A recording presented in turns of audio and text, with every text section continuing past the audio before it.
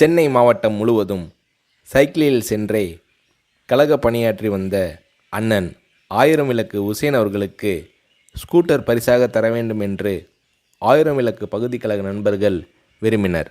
அந்த பகுதியின் பிரதிநிதியும் மாவட்ட பிரதிநிதியுமான தளபதி மு.க.ஸ்டாலின் அவர்களும் விரும்பினார். எனவே இந்த நிதிக்குழுவிற்கு தளபதியை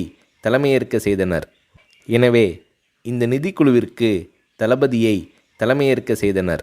அந்த சமயத்தில் பெரியார் திடலில் ஒரு செயற்குழு நடைபெற்றது. அந்த செயற்குழுவிற்கு வருகை தந்தவர்களின் நன்கொடை ரசீதுகளை தானே கொண்டு போய் கொடுத்து வசூல் செய்தார் தளபதி.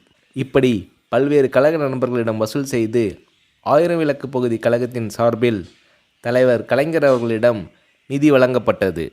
தளபதி மு.க.ஸ்டாலின் அவர்கள் முயற்சியால் பகுதி செயலாளர் எஸ்.ஏ.எம். உசேன் அவர்களுக்கு கழகத் தலைவர் கலைஞர் அவர்கள் ஸ்கூட்டர் ஒன்றை பரிசாக அளித்து அதன் சாவியை உசேன் அவர்களிடம் ஒப்படைத்து உரையாற்றினார்.